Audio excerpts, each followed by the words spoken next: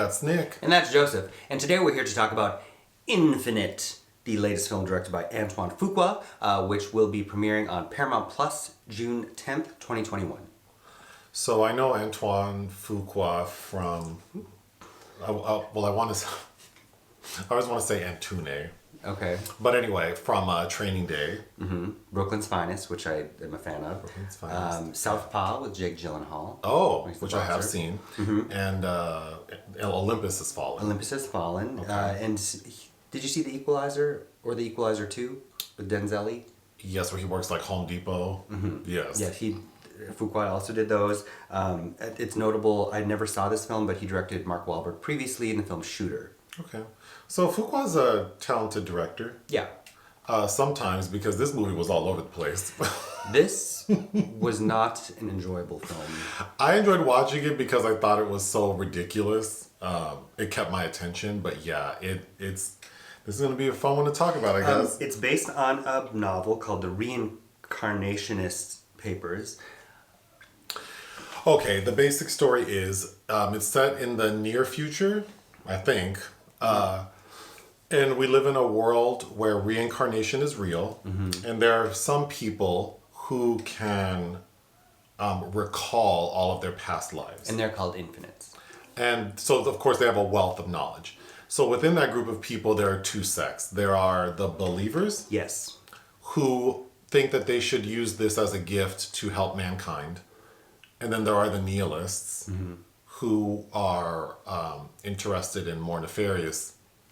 We don't really know. It's never explained. They don't like it. So the film starts with them with it being explained that there is this ability, and then these people are split into two: the good guys and the bad, the good people and the bad people. All right. So we focus on Mark Wahlberg's character, mm-hmm. Evan. And Evan is self-described as someone with mental health issues. He's schizophrenic. He's on antipsychotic medication. When he is arrested for, he's arrested, brought in, and then he is in like a police interview room when Chiwetel Ejiofor walks in. Mm-hmm. And the interrogation goes south because a person rams their car through the interrogation room and kidnaps Mark Wahlberg. So we find out that he's not schizophrenic. He has this ability, but he just never knew it. So he's been taken to like a compound that the Believers headquarters. And it's like that ubiquitous, like, you have this ability, we need to like train you to hone it. Well, they need to tap into his memory. Because Chiwetel Ejiofor is like a lone person who is tormented by his gift. So he has developed technology that is referred to as the egg, because mm-hmm. it looks like an egg, that can destroy all living organisms. Because he's tormented by his gift, he doesn't want anyone to be able to... Basically, because he's getting bad migraines from deja vu, he wants to kill all living organisms. Because if there's no DNA for his soul to plug into, he won't be reincarnated. So of course it begs the question, well, if you kill everyone, won't they just come back as... Well, I guess if you kill everyone, there's no procreation. But he develops a technology that like extracts the soul from people. Well, the egg, that really terrible sequence says it unwinds the DNA. Sure. But basically, he has created this thing that will not only kill all living organisms, but he can also extract people's souls mm-hmm. and put it on like an SD card, so that it can't move on. Digital purgatory, yes. Yes, digital purgatory. So of course the mission of the Believers is to find this egg and destroy it so that Chiwetel's character cannot execute his plan. So we find out Wahlberg, the film opens with a guy played by Dylan O'Brien, who is running from people. Like, there's a pretty cool car chase scene where he's trying to escape and he has the egg. And that character, Treadwell. His spirit, Mark Wahlberg, or Evan, whatever his name is, mm-hmm. is that person. So he's been reincarnated as Mark Wahlberg's character. And there's also in that sequence, Bathurst is Rupert's friend, who then becomes Chiwetel. Right, so he's been chasing this egg for a while. And the clue that is given to the audience is that, like, he says, look inside. Like, if I, in the beginning, when this character with the egg, Dylan O'Brien's character says, like, if I die, look inside. They're like, well, what does that mean?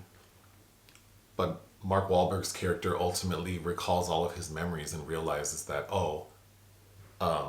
Dylan's character buried the egg inside his body.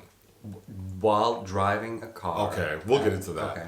So Chiwetel becomes privy to that and beats the believers to the punch. So he's able to get his egg back. And the last 25 minutes of the film is the believers, specifically Mark Wahlberg's character, trying to stop Chiwetel's character from executing the plan. And he does. So destroys the egg, kills Chiwetel, who... but he shoots him with that special gun, right? Mm-hmm. So he won't come back. Yes, because Chiwetel's, like, a gun's been developed to, like, extract the soul so that if you kill the person with the gun, they also can't be reincarnated. And then Mark Wahlberg's, his incarnation of Treadway is then the end of the film, like, after the, like, at the end credits, is him reincarnated as this young little Asian guy. Indonesian. Oh, Indonesian. And that's it. Yeah. This movie's a mess. This is a terrible movie. This was a terrible movie. Okay, can we start with what you liked about it? I don't think I liked anything about this movie. I think the bones of the narrative, or, you know, the book, perhaps the book reads different or better, but I think the basic story of, like, reincarnation's real and there are people who can harness that knowledge, I think that's interesting. And that's all I can say. Where this film messes up for me is on so many levels. But to start, immediately there's narration explaining this world and that there are good people and bad people who have this power. But then the story is not about good versus bad. It's about this one person who hates having this power and he wants to destroy everything. Yes. Well, like, why? Why approach it that way? Well, in the early scene in Mexico City, we see two other believers, infinites, getting shot with this special gun, and I'm like, I bet that gun means that they're not coming back after this hokey introduction has told us. And of course, that's true. But I don't even know. Let me go down my notes. So... we're introduced to Wahlberg's character because he goes to a job interview. That's right. And he's interviewing to be a restaurant manager at this fancy restaurant in whatever big city they're in. And the way they handle that interview, you would think he was, like, in front of a Senate committee trying to be, like earn his nomination for some high cabinet post. Like, it is so ridiculous. Furthermore, they bring up past hospitalization. They bring up his past, like, psychiatric hospitalization, which I just thought was so unrealistic. I mean, it's a minor thing, but it's just like, it's such a weird opening. And maybe even before we talk about that, the acting in this film across the board is so out of control crunchy that I feel like it has to be the director. What did the director say to these actors that they all are giving these really weird performances? Like, Mark Wahlberg is doing Mark Wahlberg, so whatever. Breathy concern. Jason Mantzoukas is in it. As the artisan. Who is, we'll get into his main scene, but, you know, he's doing his thing. Chiwetel is, I mean, he's unhinged in a couple of scenes, which we'll get into, I guess, but... And I think the worst performance in this film is an actor named Sophie. Sophie Cookson as Nora is really bad. Nora's the one who extracts Mark Wahlberg's character from the interrogation and then takes him to the compound. And I'm hard pressed to find if she has a line of dialogue that is not pure exposition. Yeah. I think most of the characters are just, like, talking to explain to us what's happening. Like, it's such a weird, like, I know people like to in reviews like to reference, like, show not tell and like all those little tidbits. This film really is just that. Yeah. It's really weird to watch a film where it's just like characters telling us what's happening and what's going on. So bad. But anyway, yeah, we meet Wahlberg in this really weird interview, and that's when we learn that he's schizophrenic, but he's managing it with medication. But then we find out that he is having a hard time getting that medication. So he has to get it from, like, drug dealers. So he has made, what gets Mark Wahlberg's character hemmed up is because he has all this knowledge from past lives that he's not aware of, he's able to forge like a sword with a technique that we're told hasn't been used in centuries. In Edo, Japan.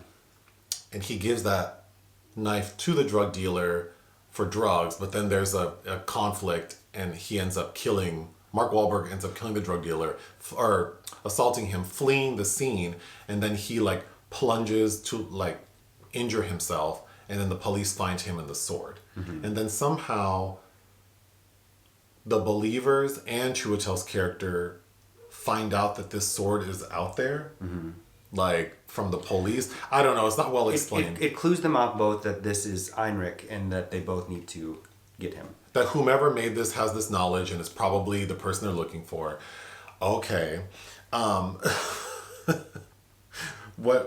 Here, hold on, my iPad went dark. It reminded me of, I didn't like the Old Guard at all, really, yes. But this I liked even less. The scene where Chiwetel's like interrogating Mark Wahlberg's character and he's playing like Russian roulette to try to force him to like be honest about what he knows was so crunchy. Well, only to learn there was no bullet in there, and he's like, I learned that trick from you. I'm baffled at this story and how it's told. There's a theme of waterboarding because we see Chiwetel's character waterboarding himself with gasoline and asking God to show him the truth. So there's something going on. I feel like in the book, the book has to be better. It has to be, because I just feel like there's so much that is just like they tell us this thing and then like I don't understand where it's coming from, what's the purpose. Then who's the little guy? The most batshit crazy scene is Toby Jones, who, you know, has been in a lot of actually excellent films. Who's one of the believers, like one of the good guys. Yeah. Has history with Bathurst, and he goes, I remember when you were collecting honey on the plains of blah blah blah, and then gets out this jar of honey. And then pulls out a jar of honey. And then tastes it. He's like, would you like some? And then waterboards him with the honey. Well, yes, but like not really. He just pours honey into his mouth until he starts choking. While there's dialogue going on. And then he lets him get up and spit it out. Toby Jones spits it out, and then they have this screaming match. Which I wrote down because it ends with Toby. Who says blah, blah, blah? Oh, I don't know. I don't remember. One of them goes blah, blah, blah, faith. I think it's Toby Jones. Yeah. That scene, this movie's worth watching just for that scene. Very Meryl Streep at the end. Because Chiwetel's like unhinged, like screaming at him. Also, Chiwetel's doing this accent that is... I didn't know if that meant because... I don't know what that meant. Okay, if I want to give it the benefit of the doubt, I'm assuming that he's cutting in and out because he's had so many lives that sometimes he sounds Russian, sometimes he sounds... But then the reality is you are the person you are in this current life, so that wouldn't make sense. Right, so I found that according distracting. To this rubric. Okay, then Sophie's character, like back at the compound where all the believers are trying to like make the world a better place for you and me. Mm-hmm. She, in her bedroom, I guess, she has a wall of photos and she says they're all of her from her past lives. The fuck? Like, I was so confused. Like, first of all, there haven't been photographs for that long. And she has like how many times have you died in the last 100 years? Because when did photographs begin? But whatever. It's just like... They've been around a minute. Probably like the late 1800s, right? Mm-hmm. Okay. But she has a wall, and if those are all lifetimes of living, I mean, she should be going back to like the 1500s or something. I don't know. Well, or whenever mankind started. It's just like... Okay, this is so stupid. Nora is a terrible character. This is written by Ian Shorr, the script was at least, who wrote a pretty good film back in 2008 called Splinter that I liked, that I know we've seen. Okay. But, oh God, it's just every line I was just cringing. And Sophie Cookson is beautiful. She's from the Kingsman films. And in a way that I kept wanting her to be kind of like Léa Seydoux in a Bond film. Like that energy, doesn't have it. But I wrote down, she says... She's showing Mark Wahlberg around. She goes, here we can study everything and anything. This dialogue is out of control. Okay, so all of the training Mark Wahlberg does in like the compound headquarters doesn't result in him getting his memory back. What finally works is Jason Mantzoukas' character is like a little mad scientist, and he has this little lab, and he's working on technology to help, like, which I was confused by, because Sophie's character at one point says most of us, we understand this gift and we hone it earlier in like our like early in our adulthood. So then I don't know why there's all this energy being put into like awakening people's memories, but whatever. It basically consists of Mark Wahlberg's character being drowned. And like the trauma from like drowning causes him to remember. Your life flashes before you. Because your life, yeah. So basically like getting them to the brink of death and then resuscitating them. So they do that. And then I thought like after, like the CPR scene, that was so poorly done. Because all of his like little believer backup buddies who are there with him are like, is he going to die? Is he going to drown? And Jason Mantzoukas is like, well, I mean, this has not the greatest success rate, and he probably is going to die, but we got to find this egg. So when it looks like he's dead, they freak out like, you got to get him out of there. So this machine is huge, and it's slowly opening, and then the one guy, the Icelandic guy, is like trying to pull. It's like, girl, it's not going to open any faster than what it is. And then they do CPR on him, like the most like lackadaisical CPR you've ever seen. Obviously, Mark Wahlberg's character wakes up from that. Yeah, and then we have to have the end of the movie. And then he says, I know where the egg is. Which Dylan O'Brien cut himself open with a penknife, and this egg is like this big, and jacked that in there. Into his abdomen, and then he cauterizes it with the lighter in his Ferrari. Why was Chiwetel wearing eye makeup? I don't know, Jason Mantzoukas was too. Nothing wrong with that, except that it's like this film is so ridiculous. I don't know, did we miss something?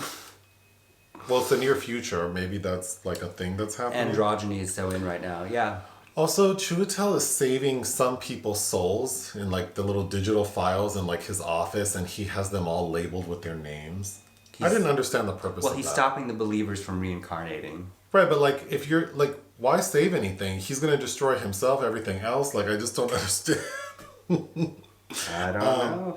It was also, I thought it looked cheap in a lot of scenes that were shocking. Oh, yes. And it was shot by Mauro Fiore, who did Avatar and several other Fuqua titles, including The Equalizer and the Magnificent Seven remake.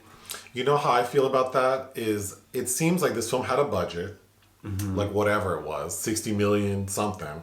And then it like maybe like 60% through production, they went over budget. And the money people were like, well, make it work. Because I feel like some things looked really well done. Sure. And expensive. And then some scenes, like when Sophie picks up Wahlberg to go to the compound in like their private jet, that shit looked like, I mean, that was Sharknado level CGI. Yeah, there were just a couple scenes that were real crunchy. The car chase scenes, I think, are entertaining and well done. But then the way they're shot and like the lighting, it makes it look like it's trying to cover up for something. Also, there is something about Evan / Heinrich. He as a believer is special because he can manipulate the energies of those around him, we're told. But that's an important point. So, okay, my final thoughts are, what I thought would have been interesting is, like I mentioned before, I think the idea of like reincarnation and there being people who can harness all of their knowledge is great. And then they introduce the idea of those people, good versus evil, but they don't ever suss it out or show it. How would people who have a wealth of knowledge be so evil? I wanted to see that. Because in my mind, I'm thinking like, well, their abilities are not unlike what we can do now with our smartphone. Like how does that manifest as evil? The film doesn't show that. So I wish it would have done that. But then what really screws it up is Mark Wahlberg's soul, like that's been reincarnated, has some special gift where he can alter like the space around him. But the film doesn't explain what he can do with that, except in the opening, we see the Dylan O'Brien character, he kind of like does something with his hands, and then the space gets like, he must alter the matter around him because he jumps. I don't know what that power is. It just looks like he has like a blob around him.